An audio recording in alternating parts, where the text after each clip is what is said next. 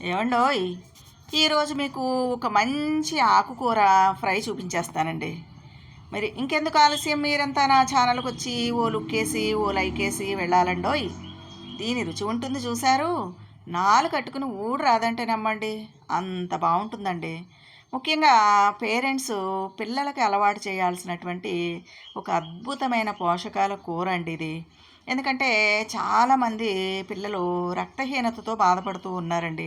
అంటే శరీరానికి సరిపడేటటువంటి రక్తం, అంటే రక్తంలో హీమోగ్లోబిన్ చాలా తక్కువ అయిపోవడం వల్ల, దానివల్ల కలిగే లక్షణాలు ఏంటంటే పిల్లలు చదువులో వెనకబడతారండి, జుట్టు రాలిపోతూ ఉంటుంది, ఇంకా వాళ్ళు యాక్టివ్గా ఉండరు, ఏ పనిలోనూ హుషారుగా ముందుకొచ్చి పార్టిసిపేట్ చెయ్యరనమాట.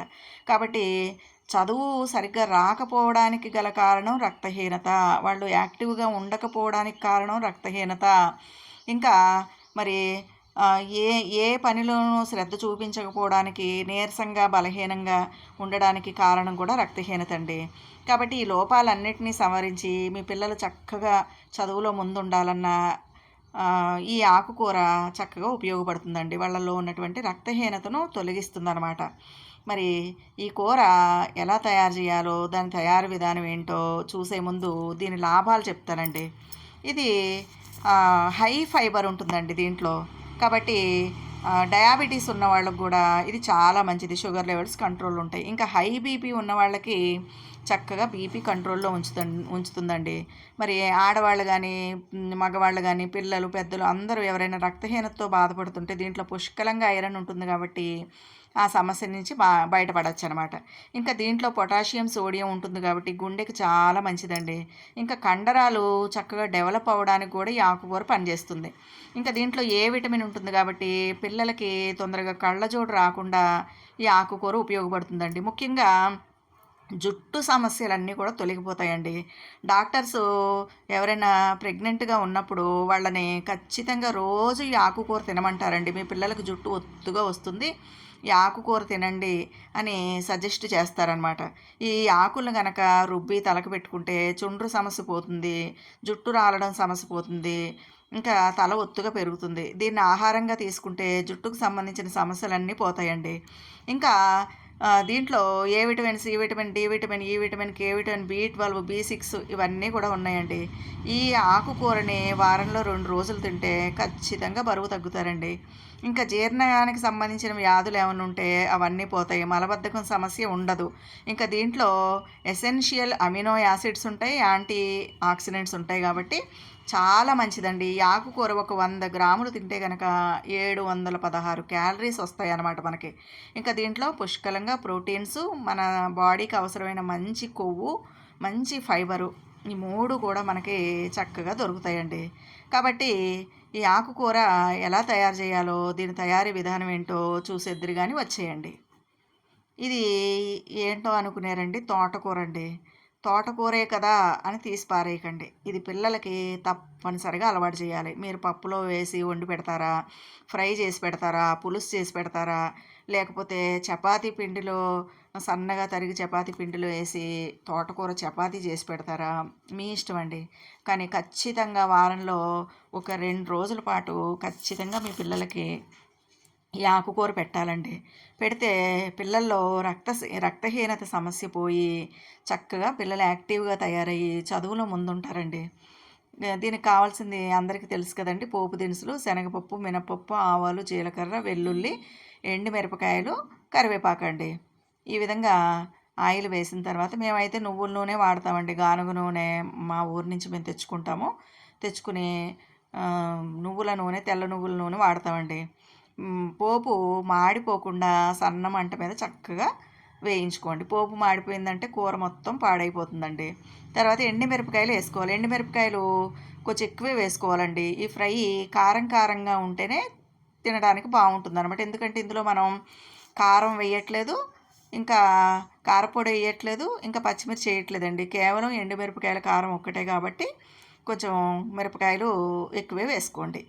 ఈ విధంగా వేయించుకుని ఒక గుప్పెడు తోటకూర వేసుకోవాలండి. మీ అందరికీ తెలుసు కదండి, తోటకూర ఉప్పు వేసి ఒక పావుగంట నానబెట్టి శుభ్రంగా కడిగి చక్కగా సన్నగా తరిగేసి నీళ్లు లేకుండా ఒక జల్లెడలో వేసుకుని ఆరబెట్టుకోవాలండి.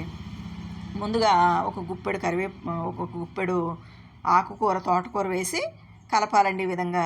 ఎందుకంటే ఈ పోపు అంతా కూడా పైకి వస్తుంది, లేకపోతే మాడిపోతుంది అనమాట.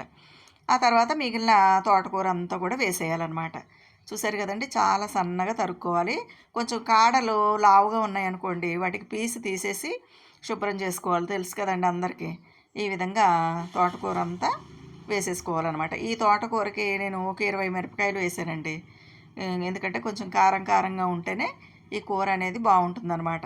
ఇంకా మీరు పప్పులు కూడా వేసుకోవచ్చండి, పులుసు కూడా చేసుకోవచ్చు. ఎలా వండినా తోటకూర చాలా బాగుంటుందండి. కొంచెం పసుపు వేసుకోండి, ఉప్పు మాత్రం వేయకూడదండి, ఎందుకంటే మనం కోసినప్పుడు చాలా ఆకు కనపడుతుంది అనమాట. ఇది పాలండి, ఒక గ్లాస్ పాలు పోసేయండి. పచ్చి పాలైనా పర్లేదు, కాగిన పాలైనా పర్లేదు. మరి పాలు పోయడం వల్ల ఏంటి లాభం అంటే ఈ తోటకూర చక్కగా మృదువుగా అవుతుందండి. ఎందుకంటే తోటకూర ఫ్రై చేసినప్పుడు అంతా ఫ్రై అయిపోయాక అది ఆకు గడ్డి గడ్డిలాగా ఏదో పీసు పీసులాగా అనిపిస్తుందండి తినేటప్పుడు. అలా ఉండకూడదు అంటే కనుక ఈ పాలు పోయడం వల్ల ఏమవుతుందంటే ఆకు అంతా కూడా చాలా మృదువుగా మారుతుంది, ఇంకా తొందరగా మగ్గిపోతుందండి. ఇంకా ఈ కూరకి చాలా రుచి వస్తుందన్నమాట. ఇంకా ఈ ఆకుకూర చక్కగా గ్రీన్ కలర్లో ఉండేలాగా చూస్తుందన్నమాట, నల్లగా నల్లగా అయిపోకుండా కొంచెం లైట్ గ్రీన్ కలర్లో కూర ఉండేలాగా చూస్తుందన్నమాట. కాబట్టి తప్పకుండా ఒక గ్లాస్ పాలు పోసుకోండి. పాలు కూడా మంచివే కదండి, తొందరగా మగ్గిపోతుంది అనమాట. మధ్య మధ్యలో మూత పెట్టి మధ్య మధ్యలో ఈ విధంగా కలుపుకుంటూ నీరంతా ఎగిరిపోయేలాగా చక్కగా ఫ్రై చేసుకోండి. చాలా తొందరగా అయిపోతుందండి తోటకూర ఫ్రై, మనకు అసలు టైం కూడా ఎక్కువ పట్టదనమాట. ఆకుకూర కదా. ఇలా అయిపోయిన తర్వాత చివర్లో సరిపడా ఉప్పు వేసుకోండి. ఆకుకూరల్లో ఎప్పుడు కూడా ఉప్పు చాలా తక్కువ పడుతుందండి, ఎందుకంటే ఆకుకూరల్లో కూడా సాల్ట్ ఉంటుందన్నమాట. కాబట్టి చాలా తక్కువ ఉప్పు పడుతుంది. చాలా జాగ్రత్తగా చూసి కొంచెం తక్కువే వేసుకోండి. ఈ విధంగా వేసుకోవాలండి. దీన్ని మనం పక్కన ఇంకేమైనా పులుసు కూర వండుకుని, లేదంటే చారు, పప్పుచారు, సాంబారు ఇలాంటివి ఏమైనా పెట్టుకుని ఫ్రై నంచుకుంటే చాలా బాగుంటుందండి. అన్నంలో కలుపుకున్నా బాగుంటుంది, చపాతీల్లోకి బాగుంటుంది, ఎలా తిన్నా కూడా చాలా బాగుంటుందండి. ఒక పెద్ద సైజు గాజు కప్పు ఉంటుంది కదండి, ఆ కప్పు నిండా కూర తప్పనిసరిగా పిల్లలకి అలవాటు చేయండి. ఈ ఫ్రైలు అయితే పిల్లలు ఇష్టంగానే తింటారండి. స్టూడెంట్స్కి తప్పకుండా పెట్టాల్సినటువంటి ఆకుకూరలండి. తోటకూర, పాలకూర, ఇంకా బచ్చల కూర, పొన్నగంటి కూర, ఇవన్నీ కూడా తప్పకుండా పెట్టాలండి. వారంలో 2 సార్లు ఆకుకూర ఉండేలాగా ప్రతి తల్లిదండ్రులు జాగ్రత్త తీసుకోవాలన్నమాట. ఎందుకంటే ఎంతసేపు వాళ్ళు చదవట్లేదు అంటే ఎందుకు చదవట్లేదు, దానికి కారణం ఏంటో తెలుసుకోవాలి. వాళ్ళు యాక్టివ్గా ఉండట్లేదు అంటే, పిల్లలు యాక్టివ్గా ఉండట్లేదు, దేంట్లోనూ పార్టిసిపేట్ చేయట్లేదు, అన్నిట్లో వెనక ఉంటున్నారు అంటే తల్లి గమనించుకోవాలండి. వీళ్ళకి రక్తహీనత ఉన్నట్టుంది అని గమనించుకుని, మరి ఆహారమే ఔషధం అండి. ఆహారం ద్వారానే లోపాలు సవరించుకోవచ్చు. ఏ డాక్టర్ల దగ్గరికి తీసుకెళ్లాల్సిన అవసరం లేదండి. అనవసరంగా మందులు అవన్నీ మింగించకుండా మంచి పోషకాహారం మీరు పిల్లలకి తినిపించినట్లయితే ఏ అనారోగ్య సమస్యలు వాళ్ళ దాపుల్లో కూడా రావండి. కాబట్టి ఈ తోటకూర ఫ్రై ఈ విధంగా చేసి పెట్టండి. పాలు పోసాం కాబట్టి ఈ కూర చాలా మృదువుగా ఉంటుంది, చాలా రుచిగా ఉంటుందండి. కావాలంటే మీరు అందరూ కూడా ఒకసారి ఈ కూరని చేసి చూడండి, చాలా బాగుంటుంది. మరి ఈ వీడియో కనుక మీకు నచ్చితే లైక్ చేయండి, షేర్ చేయండి, నా ఛానల్కి సబ్స్క్రైబ్ చేయండి. ఉంటానండి.